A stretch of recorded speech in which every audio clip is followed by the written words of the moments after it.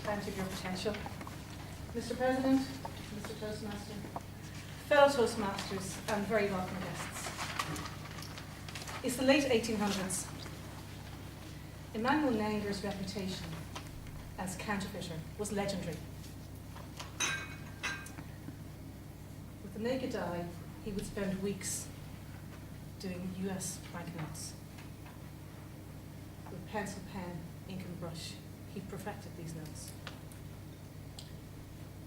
His hubris nature, though, in 1896, led to his downfall. In a bar, he tried to pay for a drink with one of his notes.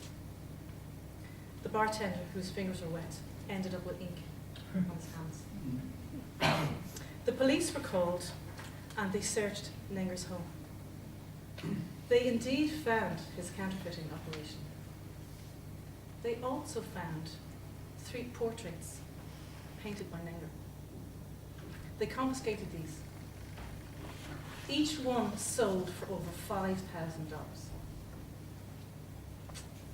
The irony is that Nenger spent as much time on a note as he did on a portrait that sold for $5,000. Emmanuel Nenger was a thief, but the person he stole from most was himself. He stole the bounty of his own potential.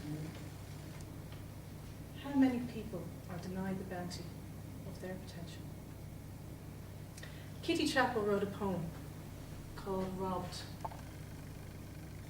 The dangerous people are not the ones who hit you with clubs or rob you with guns. The thief won't attack your character traits or question your abilities to your face.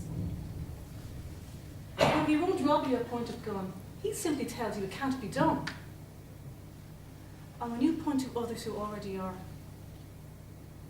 he simply says they're superior, personality-wise, and abilities too. They're better than most people can do. It matters not that his words are untrue, for you feel most people must include you. You're robbed of your dreams, your hopes to succeed. Robbed of the confidence you greatly need. Robbed of the belief that says, I can. Robbed by an ignorant, gunless man. So the dangerous voice is not the one with the gun, but the one who says it can't be done. Items stolen you may get again. But how do you replace a lost will to win? Do you recall as a child, people would ask you, what do you want to be when you grow up? You know, and like most children, your answer would be forever changing. It would be a cowboy, a teacher, the president. As children, we place no limits on our potential. I remember in primary school, I'd be sitting there on the fields next to the school, and I'd often be gazing out the window, and the teacher would shout, "Stop dreaming, Karen!" Now it's true, I did enjoy the odd journey into the realm of fantasy, and as I looked out the window, I could see myself as an explorer, a pilot, sometimes a dancer. But from the teacher's tone of voice, I got it that dreaming was not something you were supposed to do. Though back then, I currently saw myself in scenarios beyond my reality.